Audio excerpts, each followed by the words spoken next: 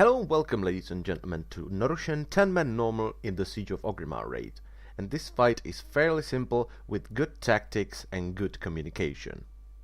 And the point of this fight isn't to actually kill Norushen. Norushen will just encase you in a quarantine cube and you need to kill a shark called the Amalgam of Corruption.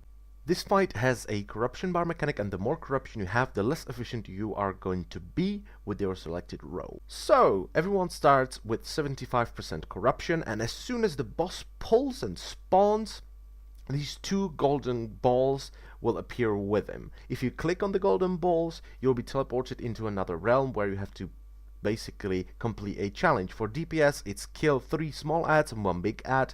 For tanks, it's survive for 1 minute. And for healers, it's just heal some NPCs. After you finish the challenge, you will return to the normal world with 0 corruption.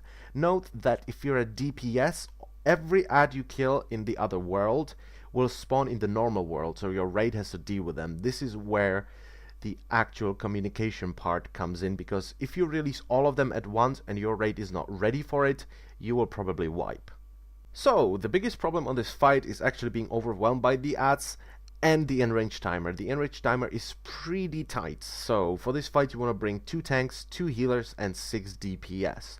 And thanks to my amazing MS Paint skills, I present you with this picture. This is the order in which we purified our players, and actually it yielded us the kill of the boss. So the first set of balls will be a tank and a hybrid DPS. The second set of balls will be tank and another hybrid DPS. If you don't have hybrid DPS, just send in normal DPS. For the third set of balls, we send in healer and a DPS, while the hybrid DPS are healing. For the fourth set of balls, the same thing, send in a healer and a DPS, while the hybrid DPS is healing. For the fifth set of balls, we send in 1 DPS. Why? Because if you send in 2, you might get overwhelmed by the ads. And the last DPS goes 6, and as soon as he's out of the challenge realm, use Bloodlust. If someone has a really high corruption, after that, send him to the 8th or 7th set of balls. Probably tanks, because they need to pick up some corruption on the way. So of course it's a boss, so you will stack some debuff on the tanks. You need to tank swap, but the thing number 1, the priority numero uno, the first thing you need to master is shadow orbs, these crazy shadow orbs. How do they work? Well, when a DPS goes to purify himself into the realm and he kills the big ad will spawn in the normal world. If you kill this big ad, he will leave this crazy shadow orb on the ground, and it will periodically explode and do horrendous damage to the entire raid. So what do you need to do? One tank is tanking the boss, the other tank is picking up all the ads. Just all of them. The room isn't too big, so it's not that difficult. And as soon as you kill the big ad, the tank needs to run over the orb, pick it up. He will gain some corruption, but it will no longer explode and deal this horrendous damage to the raid. So he will pick up a couple of those, he will go to purify himself, and then he will swap with the other tank, and the other tank will do the same thing until you kill the boss. Note that these big ads spawn not only from DPS purifying themselves, but also when boss reaches a certain percentage of his health. Another thing to worry about is this Durumu style beam. It will just circle around the room and deal damage along the way, but there is no maze like on Durumu, so it's not that difficult to avoid. If you have a druid, use Stampeding Roar and you're gonna be fine.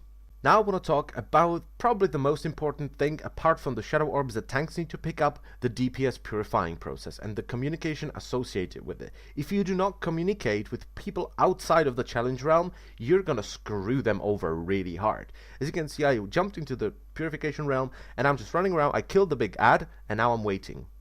And I'm talking to my raid leader. I'm like, okay, can I release the small ads? Yeah, but slow. Do it slowly. I'm like, fine, I'm gonna release one ad's coming, the second ad is in 3, 2, 1, there it is. Can I release the last one? And he's like, nope, wait a second, we need to kill these. Okay, you can. So I kill it. And this is how you need to do it. If you just jump in there, you do not communicate, and you're just like lol cooldowns and you blow everything up, you're gonna screw your raid over really hard, because all of these ads will appear at once and they will get overwhelmed. They will die. So please communicate with the people outside. Just get some info. Hey, how's it going? Can I release the ads? Not yet. So wait for a second. Know that if you take too long and the actual timer runs out while you're still in there, all of the remaining ads will be released to the normal world at once, and you will not cleanse your corruption. And that's actually pretty much it for this boss. This boss isn't too difficult. All you need to do is just communicate with your raid and get a solid order in which you purify the players. You can use our order. It worked for us. Note that this boss is kind of Malhazar-y, which means the longer the fight goes on, the harder it's gonna be. Because the lower health he has, the more periodical damage will be ticking into the raid.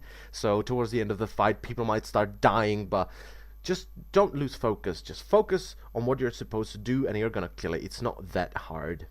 And once again, I hope this video was helpful. I wish you good luck with this boss. It's a lot of fun. I did not like this boss on the PTR because I was there with a bunch of random yahoos, but with a raid group, you know, with a good group, and when you communicate with each other, it's a fairly fun boss. And once again, I thank you a lot for watching, and I will see you next time. Bye bye.